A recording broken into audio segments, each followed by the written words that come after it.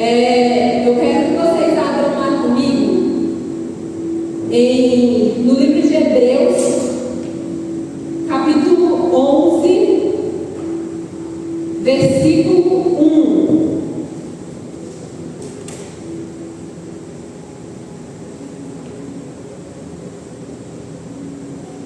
Hebreus 11, 1. Diz assim: ora, a fé é a certeza daquilo que esperamos e a prova das coisas que não vemos. Como eu disse, para quem está anotando aí, a série de hoje, desse mês, foi resgatando a sua fé. E o tema da minha palavra hoje é tecendo as linguagens da fé. Amém? E essa série é baseada no livro da Bispa Lúcia Rodovalho. E durante a série a gente abordou apenas 2 linguagens, mas existem outras linguagens. E eu sempre olho a palavra com uma antecedência para que o Espírito Santo de Deus venha falando comigo ao longo dos dias, né? E a palavra era justamente o último capítulo do livro que falava da conclusão e que tinha só 3 páginas. Para quem não sabe, geralmente as séries são montadas de acordo com o capítulo de cada livro. E aí, geralmente, os capítulos eles têm bem mais de 3 páginas para a gente montar, para a gente pedir para que o Espírito Santo nos direcione, nos ajude a falar aquilo que Deus quer que fale a sua igreja. E aí eu falei assim, eu não quero falar sobre isso. Mas quando o Espírito Santo ele está no controle, é ele que decide. Amém? E aí o Walter até tinha me sugerido de falar sobre as outras linguagens, porque a fé tem várias linguagens. E aí eu falei, não, eu orei a Deus e realmente a gente vai falar sobre tecendo as linguagens da fé, né? E aí, durante a série, a gente falou um pouco sobre o que era fé, sobre a primeira linguagem, para quem não lembra, é obediência. E depois o Glauco vem falando sobre a segunda linguagem da fé, que é santidade, né? E hoje eu não vou trazer mais uma linguagem da fé, mas para que a gente possa aprender, mas eu quero que juntos a gente possa juntar esses fios da linguagem da fé, obediência e santidade, né? E o que é tecer, né? Porque o tema da palavra é tecer nas linguagens da fé. E aí, o que é tecer? Tecer é um nome geral de qualquer técnica que cruza fios, que entrelaça os fios e que o resultado final é formar tecidos, né? Geralmente o profissional que faz os tecidos, os profissionais que fazem os tecidos são os tecelanos, que o tecido é feito de vários fios, né? E aí eu falei assim, eu não conheço nenhum tecelão, né? Eu já vi algumas novelas e reportagens, principalmente quando estava passando uma novela muito antiga, que era O Clone. Acho que a Luciana, algumas pessoas, eu acho que vocês que são mais novos não vão lembrar. Mas no Marrocos tem muito isso, de você ver esse pessoal fazer essa arte de tecer. Só que aqui no Brasil, geralmente, as nossas mães, as nossas avós, elas costumam tricotar ou fazer crochê. Alguém conhece alguém que faz crochê ou tricota? Você conhece? E aí eu falei assim, Deus, o que eu vou falar sobre tecer? E aí, recentemente, a minha mãe saiu do emprego e ela começou a fazer crochê. Eu sempre confundo tricotar com tricô com crochê, mas ela faz crochê. E aí ela falou assim, a minha avó faleceu há alguns anos e minha mãe pegou algumas toalhas, alguns fios de crochê, porque minha avó, ela fazia muito, ela tricotava, bordava, fazia crochê. E aí a minha mãe, muito ociosa, né, decidiu fazer crochê. E aí um fato muito importante é que quando eu era mais nova, quando eu era adolescente, a minha mãe me contou que ela sabia fazer crochê e na época estava muito na moda aquelas roupas, biquínis de crochê. E aí eu recentemente está voltando essa questão dessa moda de crochê, principalmente as mulheres usarem biquíni de crochê, né? E aí eu quis aprender, mas eu era uma jovem muito impaciente, eu não conseguia aprender, né? E aí esses dias eu vi ela falou bem assim, eu vou fazer um trilho de mesa. É um pano que fica na mesa, só no meio da mesa. E para decorar, para ficar bonitinho, e geralmente as pessoas mais velhas é que gostam desse tipo de decoração. Na casa de vocês, na casa da avó de vocês já viram algo parecido em cima da mesa? Só um trilho de mesa assim. E aí minha mãe falou que iria fazer. E aí eu fiquei observando, algumas vezes que eu fui na casa dela, eu fiquei observando ela fazendo, ela até tentou ensinar as minhas sobrinhas, a Ana Luísa, que é a minha sobrinha mais velha, leva jeito. E aí eu fiquei olhando para aquilo e falei assim, meu Deus, como que um rolo de fios, né? E aquela agulha que parece mais uma espátula de fazer unha, vai conseguir fazer uma peça de decoração. Como que minha mãe vai fazer isso? E detalhe, a gente acha que precisa de ter estudo, precisa você, ela aprendeu com a mãe dela e ela queria ter passado para mim, não conseguiu, estava ensinando lá as letras, né? E aí eu falei, isso não vai dar certo, mas deixei ela, porque pelo menos ela estava distraindo, né? E aí, tempos depois, ela me mostrou, e não é que aquilo que era só linha e agulha, a junção de linha e agulha em um tempo, e ela fazendo lá, começou a tomar forma daquilo e começou a se parecer com um trilho de mesa. E aí eu pensei, né, que é exatamente assim que Deus tece a nossa fé. A gente queria muito que Deus, quando fizesse algo na nossa vida, Ele já entregasse tudo pronto, né? Por isso que muitos pregadores falam bem assim, que Deus não dá um jeito da lâmpada mágica, que você esfregou e voilá, apareceu. Não é assim, né? Porque Deus, Ele não entrega tudo pronto pra gente. E às vezes a gente quer começar algo entendendo tudo, o começo, o meio e o fim.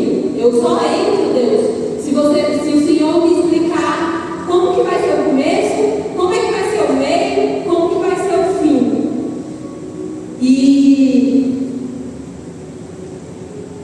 Só que Deus, Ele vai trabalhando ponto a ponto.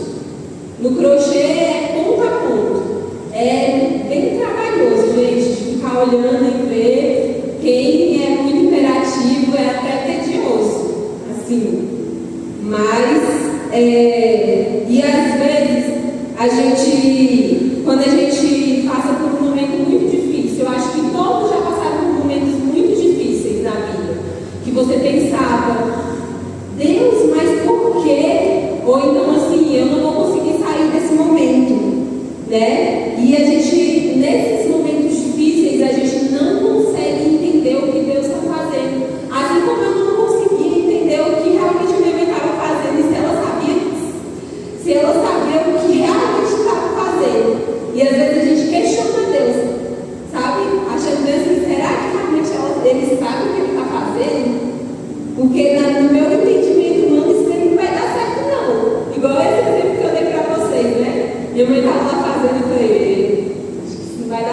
mas deixa ela como ela está extraindo. Mas Deus, ele não tem que ser Deus, ele sabe exatamente o que ele está fazendo na sua vida, amém?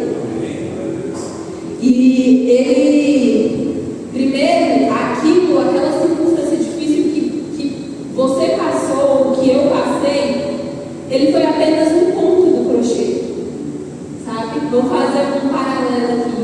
Foi só um ponto do crochê. Depois de algum tempo, né? Tempo passou, ele fez outro ponto. E aí ele fez outro ponto. E aí a gente se pega agora no futuro, né? No presente, olhando lá no passado e pensando, não é que Deus realmente está construindo algo na minha vida? Sabe? Quando a gente está passando por uma situação no presente, a gente pensa assim, cara, o que está acontecendo? Só que quando os anos passam, você fala, você tem a convicção, eu precisava passar por aquela situação, porque se eu não tivesse passado por aquela situação, eu não teria resistência de suportar ou de estar no lugar que eu estou hoje, entende? Às vezes a gente entra em um trabalho complicado e a gente não entende por que a gente teve que passar por essa situação. A gente não consegue dimensionar, só que lá na frente a gente entende o porquê exatamente que Deus colocou a gente naquela situação. Porque Ele trabalha aos poucos, Ele trabalha, Ele constrói um ponto de cada vez. Amém? E aí a primeira coisa que a gente precisa entender é que Deus está tecendo a nossa fé dia a dia. Abre lá para mim em Hebreus, capítulo 11. Hebreus, está no Novo Testamento, capítulo 11, versículo 8.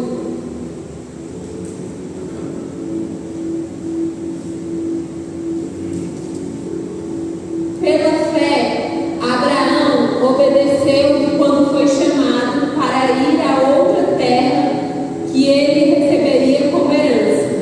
Ele partiu sem saber para onde ia.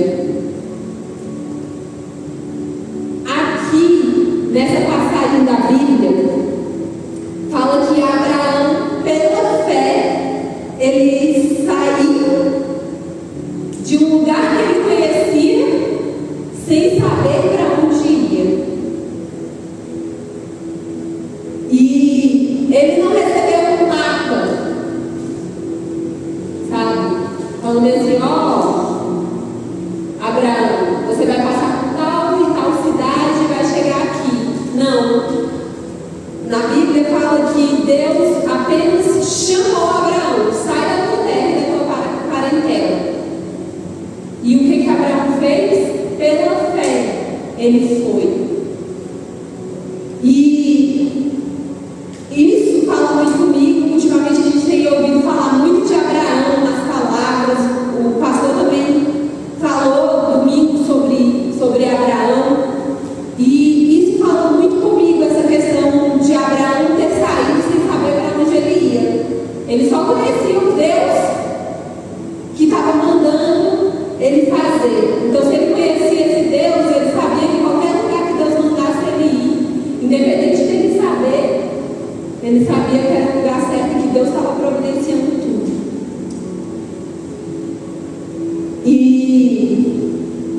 Só que a gente gosta de controlar as coisas, né?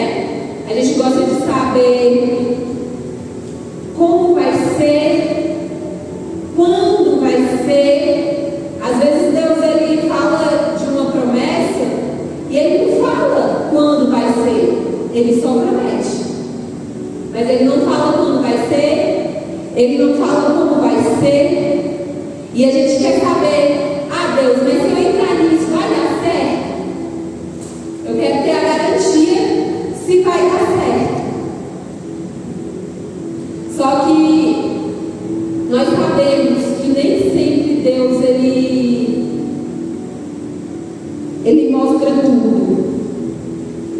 Ele te dá um passo a passo, um passo de cada vez. Ou, para entrar no contexto da nossa palavra, um ponto de cada vez.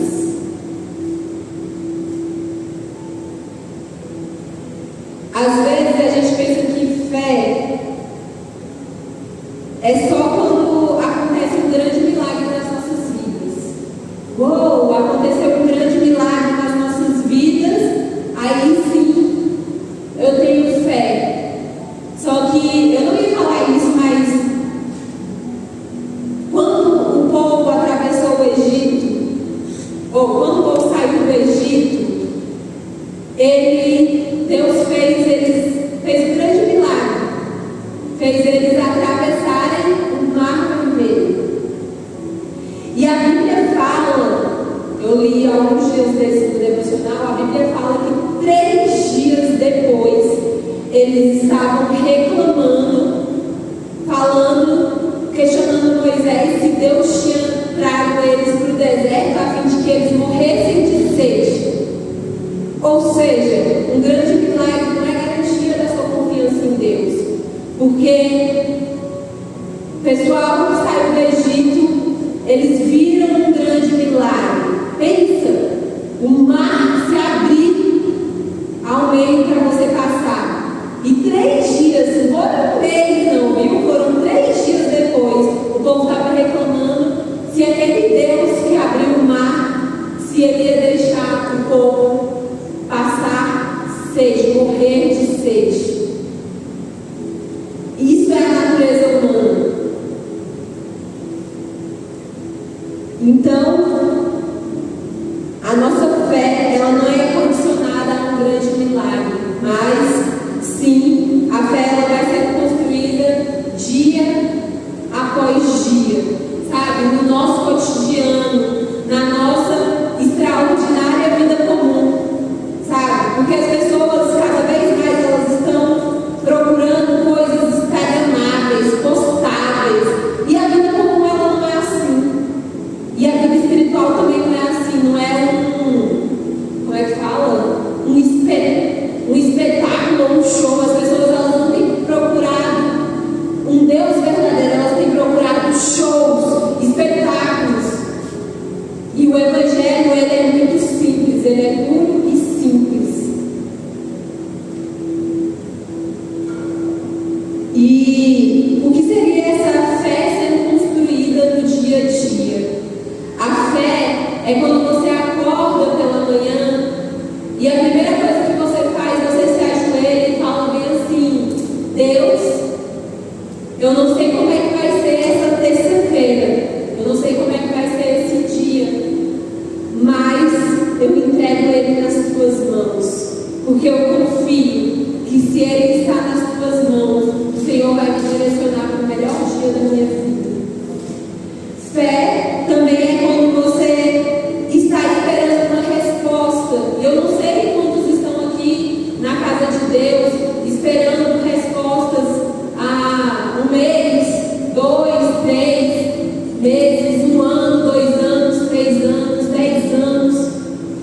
Mas fé é você esperar essa resposta, você está esperando essa resposta, está procurando essa resposta, e você continuar orando, você pensar assim: eu só saio daqui, eu só saio da sua presença quando o Senhor me der a resposta que eu busco, a resposta que eu preciso. Eu não tiro os pés daqui por conta das circunstâncias, por conta que o Senhor está em silêncio.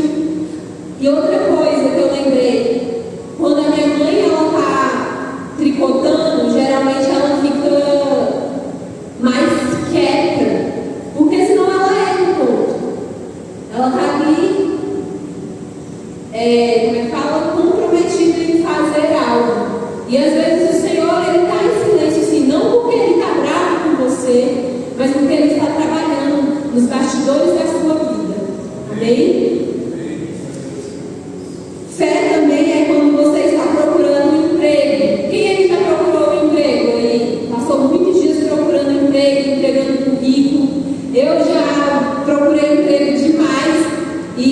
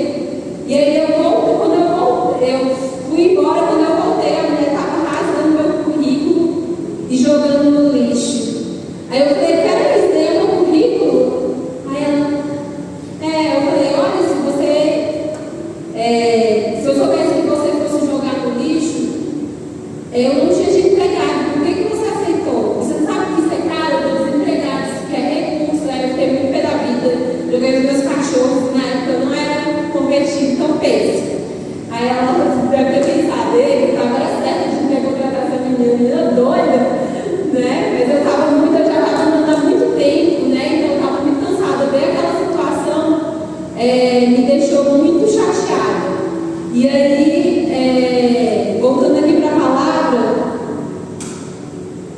nessa questão de emprego, quando a gente está procurando emprego e a gente ouve vários nãos, joga o nosso currículo fora, né? E mesmo assim a gente continua tentando. Eu não parei porque aquela mulher jogou meu currículo fora. Eu continuei tentando e acabar que eu nem precisei ser contratada por outra empresa, porque Deus ele tinha providenciado. Eu fui contratada pela empresa que eu era estagiária. Eu era estagiária, eu fui contratada, mesmo efetivada. Quando eu fiz 18 anos, eu fui efetivada, eu já fiquei no meu emprego durante 10 anos. Entende? Então, eu continuei tentando. E fé é isso. Você continua tentando, independente dos nãos que você escuta. Fé também é quando você está muito cansado, psicologicamente, mentalmente, de uma situação que está acontecendo, seja dentro da sua casa, seja na igreja, seja em qualquer âmbito, seja no seu trabalho. Você está cansado e você pensa em desistir. Só que aí você continua, porque você precisa permanecer em Deus.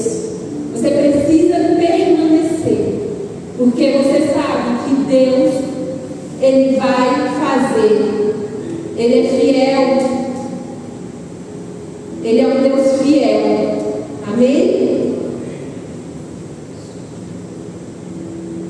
E fé também é quando você está passando por uma dificuldade muito grande dentro da sua casa, dentro do seu casamento, dentro da sua família, e você decide não desistir do seu marido, você decide não desistir da sua família, porque você sabe que o Deus que você serve pode mudar circunstâncias, pode mudar situações, pode mudar ambientes, amém? E cada coisa aqui que eu citei é um ponto, e às vezes a gente não valoriza os pequenos pontos, mas são eles que fazem o trilho ficar pronto, sabe? O trilho da mesa ficar pronto. São os pequenos pontos, os pequenos detalhes. O processo que você está passando é que vai fazer com que a obra fique completa na sua vida. Amém? Então não despreze esses pequenos pontos, porque cada um deles é importante para que a peça ela fique não somente pronta, mas para que ela fique impecável. Amém? Porque Deus ele não trabalha de qualquer jeito. Ele é detalhista. E aí a gente vai para o segundo ponto, que é no meio do processo, alguns fios embaraçam. Quem faz crochê aí sabe que quando você erra um ponto, ou quando os fios embaraçam, você tem que voltar, você tem que desfazer os pontos, você tem que voltar uma casa. Você tem que refazer. Quando minha mãe estava me ensinando, ela pegava e não tinha muita paciência, ela falava assim, não, mais, você tem que voltar. Às vezes eu tinha conseguido fazer 2 carreirinhas assim de crochê e ela voltava, mas aquilo dava uma raiva. Ela, não, é porque a gente tem que fazer direito, senão não vai sair da forma que tem que ser. E eu acho que na vida cristã é dessa forma. Às vezes, tem momentos que a gente se atrapalha na nossa caminhada cristã, é ou não é? Ou, vamos ser bem sinceros, nós somos perfeitos? Não. Então, às vezes, a gente se atrapalha. Às vezes, a gente diz coisas que não é para dizer. Às vezes, a gente tem atitudes que não eram, que você vai olhar lá na frente assim, e fala, cara, não foi legal, né? E é interessante porque o cristianismo nos leva a uma vida de reflexão. E se você tem comunhão com Deus e você fez alguma coisa errada, é muito difícil pedir perdão, mas você vai lá e vai pedir perdão, vai reconhecer o seu erro, porque Deus está trabalhando um caráter igual a de Jesus em você. Então, o que Jesus faria, né? E às vezes na caminhada a nossa fé fica fraca. Fica ou não fica, gente? Nossa fé fica fraca e a gente olha para a situação e fala, meu Deus do céu, eu não vou conseguir, eu não sei mais o que fazer diante dessa situação. Eu falo com um, falo com o outro e as coisas não mudam. E E assim como Jesus ajudou a Pedro, lá naquela passagem, a gente já falou sobre essa passagem, onde os discípulos pensavam que era um fantasma e era Jesus andando sobre as águas. E Pedro fez uma prova: se é o Senhor mesmo, me mande até aí. Só que ele, distraído, ele pegou e começou a olhar para a força das ondas do mar, do vento, e ele começou o quê? A afundar. E nós, como Pedro, também somos assim. Às vezes a gente olha para as circunstâncias, para falar: meu Deus, eu não vou conseguir. E a gente começa o quê? A afundar. Mas assim como Jesus fez com Pedro e pegou Pedro pela mão e não deixou ele afundar, Jesus também ele vai pegar pela sua mão, independente dos seus erros, independente de você estar olhando pelas circunstâncias. Pedro pediu: Jesus, me ajuda, Senhor, me ajuda. E se você pedir hoje: Senhor, me ajuda, Jesus ele vai te pegar pela mão e não vai te deixar afundar, não vai te deixar no chão, sabe? Não vai te deixar ir para o fundo do mar. Só é preciso que a gente faça alguma coisa, né? Que a gente não fique só parado. Se a gente ficar parado, o que acontece com a gente? A gente vai o quê? Afundar. Se Jesus está estendendo a mão para você, que você estenda a sua também. E aceite a ajuda de Jesus, amém? Porque muitas pessoas elas não querem afundar, mas elas também não querem se mover. Elas não querem fazer a parte delas. E por mais que a nossa parte seja pequena comparada ao que Deus faz, é preciso que a gente faça a nossa parte. Amém?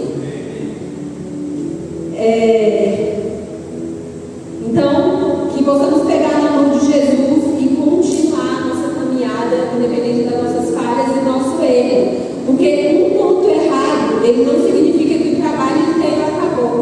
Um erro seu, ele não te define. Amém? Não significa que você não merece estar mais no reino de Deus, não merece ser mais cristão, não é digno mais de estar nessa igreja por causa de um erro seu. Às vezes Satanás faz a gente pensar isso: nossa, eu errei, eu voltei a fazer o que eu fazia antes, eu peguei contra Deus, então eu não sou digno. E aí você tem vergonha de vir para a casa de Deus e de repente você vai se afundando porque você se afasta de Deus. Então não faça isso, amém? Porque às vezes um ponto errado não significa que o trabalho acabou, mas significa que é preciso refazer, que é preciso voltar do início para continuar o trabalho, que é preciso que às vezes Deus ele vai precisar mudar e moldar alguma coisa em você. Se ele ainda não continuou, não fez alguma coisa na sua vida e está parado as coisas, é porque nessa situação você precisa aprender algo. Deus ele quer mudar algo em você. Então não pergunta por que Deus essa situação está tão difícil, mas o que o Senhor quer mudar no meu caráter para que eu possa passar desse estágio e ir adiante, o Senhor seguir a boa obra da minha vida. Amém?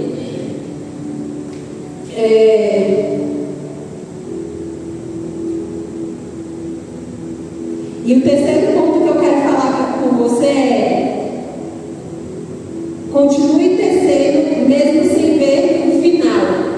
Lá em Hebreus 11:1, coloque aí pra gente, por favor. Fala justamente das coisas que ainda não vemos. A fé mostra a realidade daquilo que esperamos. Ela nos dá a convicção das coisas que não vemos. E é fácil você falar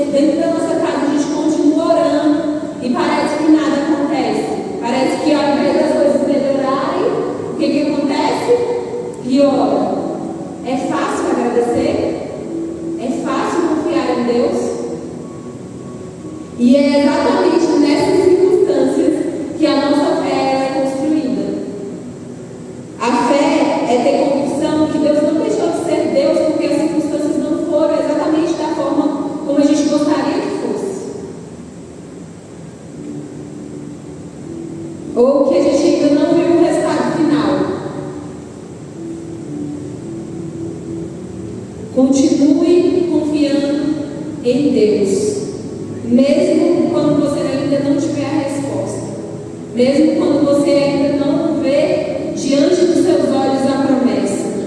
Continue confiando em Deus.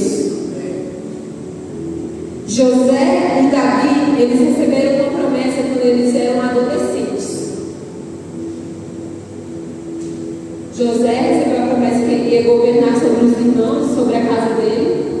E Davi recebeu a promessa que ele ia ser rei de Israel. E eles só viram essa promessa quando eles eram adultos. E foram muitos anos de dores, perseguição, de situações que eles não entendiam o que Deus estava fazendo, qual era o ponto, onde que Deus queria chegar. Só que a diferença de Davi e José é que eles confiavam no Deus que eles serviam, independente das circunstâncias. E olha que eles passaram por tempos difíceis, momentos de muita dor, semelhante às dores que nós passamos nos dias de hoje. Por isso que eles são exemplos de fé. Abraão também demorou para ele receber a promessa dele que ele teria um filho. Ele tinha 99 anos quando ele recebeu, quando Isaac nasceu. Eu acredito que quando, não sei se eu estou falando corretamente, mas eu acredito que quando Isaac nasceu, Ismael tinha 13 anos. Né? Então é um tempo muito grande. Às vezes você está orando 2 meses, às vezes a gente está 3 meses, 1 ano, 2 anos, a gente quer desistir. Davi demorou 13 anos também para se tornar rei. Então a gente tem que se agarrar nesses exemplos bíblicos e não amar as bênçãos de Deus, mas o Deus da bênção. Não é mais importante o que o Senhor tem para te dar, mas quem Ele é na sua vida.